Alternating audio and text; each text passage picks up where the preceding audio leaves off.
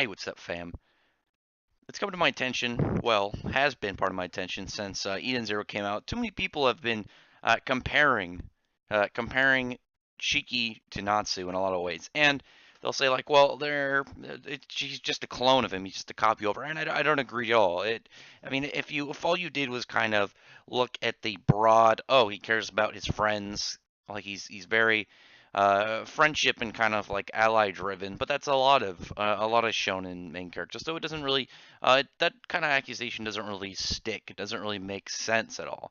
Whereas you could look at them kind of the similarities that they have between each other. You got to look at the parts of them that don't kind of match up, the differences between them. So I decided I was going to make this for to wait until really I got to that 500 mark and was going to be one that I spent a little bit more time on in comparison to things like my chapter reviews.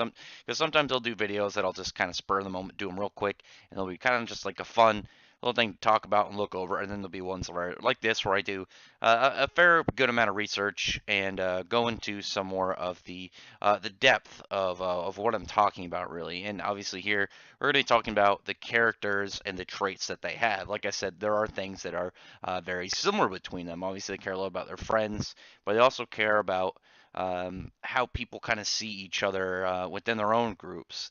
Because Haru, Natsu, and eventually, really, Shiki, once he kind of gets to the moments, I'm guessing when you see an enemy kind of turn on their own friends, maybe use their friends as things like pawns or things to throw away. It tends to really kind of get to them because it's something they hold in really close regard, and having someone just kind of diminish that obviously plays a lot to them.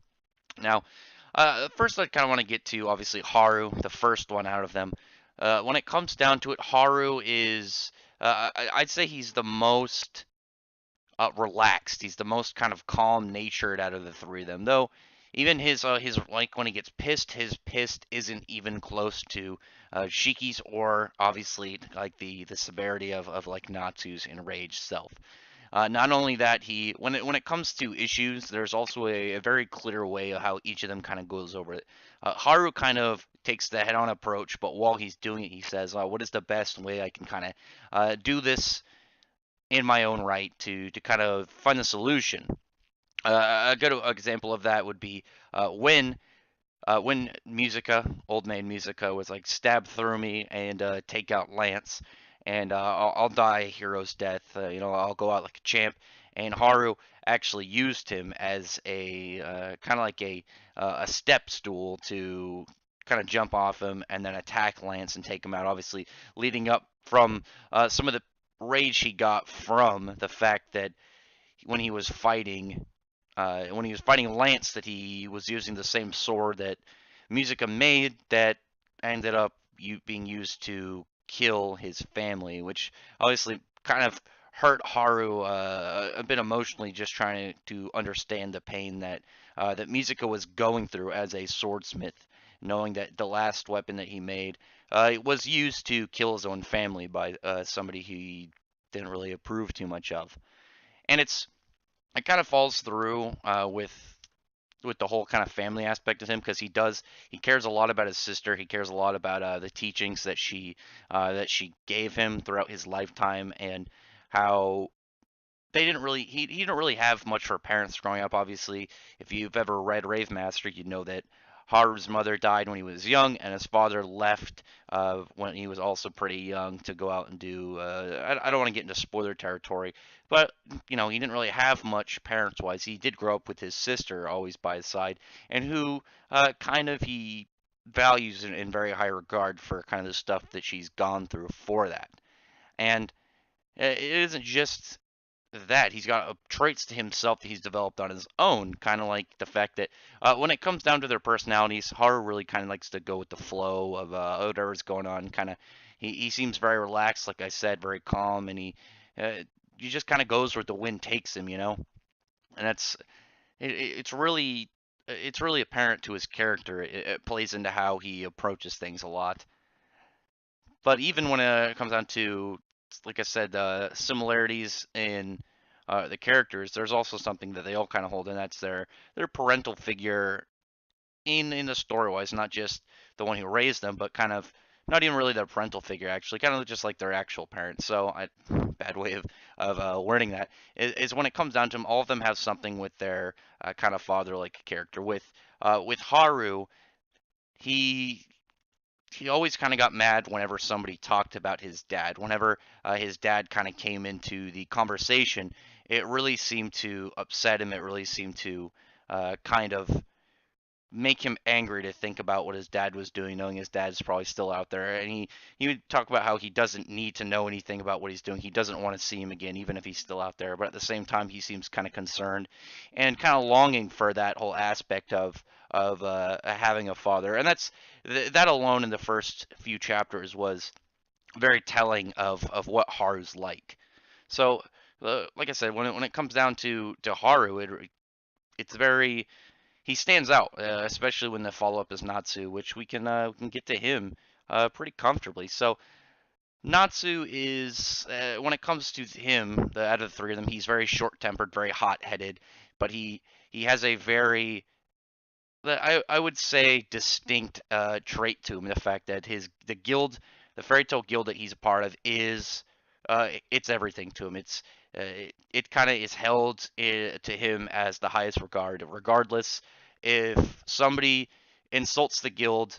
It doesn't matter if they're good or bad. You know, they could be somebody directly connected to some big bad group or somebody that's directly connected to, you know, the Magic Council. If they end up insulting the guild or doing anything that kind of brings shame to the guild's name, he won't really hesitate to attack them, to kind of express himself and, you know, lay down a bit of a few punches to that. But he isn't just, hey, it's the guild. This is all I know. He also has, similar to Haru, but in his own way, aspects that he kind of developed throughout his own time, and that kind of comes down to partly of his whole thing with his father, with Igneel, is that a lot of the traits that he has, he kind of developed while he was being raised by him, and it kind of plays into his kind of whole goal and how he met Lucy and everything. He was looking for his dad. He was very longing to see his father again. Out of the three of them, he definitely holds that kind of that whole need for his dad, and the fact that he missed him so much, very very apparent. It was very obvious. It was right up there. You knew that it hurt him that he didn't have his dad anymore, and he wanted to see him again. That's why he went on his whole journey. But Natsu doesn't. Natsu, on the other hand, compared to the two of them, he really likes fighting. He likes combat. He likes to battle. He loves jumping into the fray things. But he also has aspects to him that kind of are make him a little bit of a softie in some areas, and that is you can kind of see that with how he responded when Romeo was upset that his dad hadn't been coming back. His Natsu can kind of take that in and under he obviously understands the feeling of that sadness when a kid can't find his dad. He doesn't know what happened to him. His parental role has been taken in. He doesn't know if he's okay. He doesn't know what's happening. It's not like he's coming back today, or he's coming back tomorrow, or he's dead, or what. He just don't know. And that was a very character defining moment for Natsu, I think. And there's a lot in I'd say the first like 2.5 volumes for Eden Zero, Fairy Tail, and Rave Master that really kind of get a good feel of each of these characters. And that's why I've decided to wait until the first bit of Eden Zero was out there. To kind of the first little arc, we had the up to reforging of the Ten Commandments sword for Haru. We had the lullaby arc for Natsu, and then we had claiming their own spaceship for Shiki, and it just kind of lays out a lot about Natsu's character as well, and you can see just comparing him to Shiki or Haru that his understanding of things, his way of going about problem solving, his way of I mean just the fact that like I said, when you look at like Haru will be like, okay, I'm gonna charge this issue head on, but I'm gonna look and see the best way to approach it from this way, and the best way I can go about it. Shiki will be like, I'm gonna go around. I'm gonna look around this thing and look for an opening, and Natsu's just like, I'm gonna go through it. He just wants to become he's pretty much just a big human demolisher, and that's obviously, even when you look at their, like I said, their problem solving aspect, it's very different from each other, and that's a key component of, you can just pull that out and say, yeah, they're not clones of each other. They have similarities, but there are multiple character defining traits that make them different. And then leading up, the last one would be Shiki, the new guy. Oh, double click that. The new guy from Eden Zero. Shiki, like I said, he has that whole different way of problem solving. That's a very easy way off the bat to go off of. He so far, when you see him get into fights, he'll use the walls and the ceiling as part of his terrain. He'll use his gravity manipulation to stick to him, and he just tries to keep moving around. He's very maneuverable. He has a lot of utility in his power.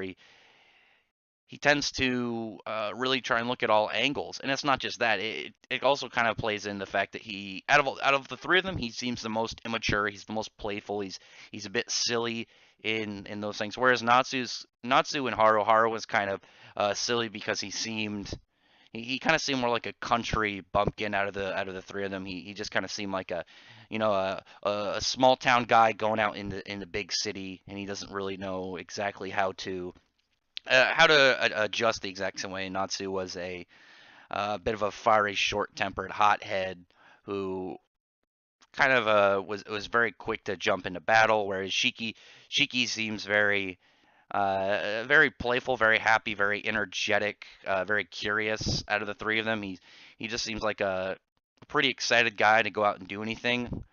And they have, the two of them, Haru and Shiki, definitely had the kind of, they really wanted to go out and see the world kind of thing. But Shiki's was more of a child's innocence, whereas Haru was like, this is going to be cool. I'm going to see what's outside of my island, but I've got stuff to do. Whereas Shiki's was just like, he's excited to have fun and see things.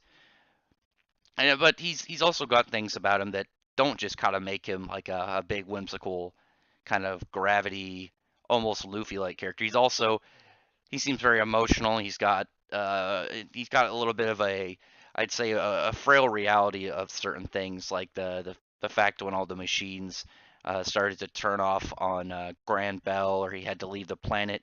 He knew it had to be done, but it also kind of, you could tell there was some emotional strain there, and just like that quick like to tears that he had compared to the other two, it definitely was more of a sign that he's got that innocence, like I said, that was kind of riled up and shaken a bit when he had to leave. But not only do these things, his curiosity tends to get in the way of things, but at the same time, he's willing to take those risks. His awkwardness, it kind of plays into everything in a comedic way. Of the fact that he really wants to make friends, but he's so bad at talking to people he hasn't met yet, he doesn't understand. I don't think he understands as many kind of like social cues as Haru or Natsu would have, and and then when it comes down to kind of like with Haru having a problem with his dad, he's like, screw that guy. I don't ever want to talk to him. But at the same time, you could tell that he still had concern about his dad. You could tell that there was still some kind of longing for to find out who his father was, what he was like. Natsu was just he was very much wanting to find his dad again. It was his whole goal for everything. He missed his dad, and that was obvious. Shiki kind of was using it's kind of like his grandfather and stuff that he knew about him as a means to set his goal. Like when he found out his grandfather tried to find mother and never seemed to never have achieved that, he's like, I can surpass him. It's something that I can do to push beyond what he was doing, and I could prove myself, and he would like that. It's and there's so many bits to these characters that people tend to overlook, and we got so much of them just in the first two volumes for each of them. I think with Fairy Tail it was like two and a half. Rave Master was like slightly into the third one, uh, and then with Eden Zero, with Shiki we got, well, just in the end of the second volume, you find out so much about these characters, people tend to think, oh well, they're shonen guys who just like love friendship, and they go around fighting and adventuring, but you don't look at a lot of the aspects to them that make them different, and it just by not paying attention to the story, not paying attention to the events that the characters go through and how they react to them. So tell me in the comments what you think about this. Have you ran into this before? Because I think it's kind of ridiculous. Like I've seen people try and compare Haru, Natsu, and Shiki. I've seen people try and compare Musica, Gray, and Wise. I've seen people try and compare Ellie, Lucy, and Rebecca. There's going to be similarities because it's by the same author, but they're all such different characters, and people just don't seem to want to put in the effort to really do that, to actually be able to say, oh, this is how they're different, this is their character, and this is what makes them who they are. I mean, the only character that really seems to be the same throughout them is Plu, but Plu, I don't even know. Plu is secretly a god or something. I feel like at the end of it, if Mishima wanted to be like, all right, I'm gonna actually make the Mishima versus thing, but similar to how DC has the presence and fucking Marvel has the one above all. I need and the Watchmen have Doctor Manhattan. They're like, I need to have my own super god character, and then it just be Plu, and it turns out Plu is just he's some ultimate cosmic being who just kind of floats between the stories or something. Anyway, so yeah, tell me in the comments, like I said, what your take is on this, what you think about all this. If you like my content, maybe check out my other videos. I do mostly manga stuff, Fairy Tail Eden Zero, Black Clover, and anime stuff like the Fairy Tail anime, Radiant, Goblin Slayer. Hopefully I can get you to subscribe to my channel if you aren't already, and I appreciate everybody who's already subscribed. Maybe if you want to give a thumbs up to the video if you liked it. But otherwise, thank you very much for listening. Bye.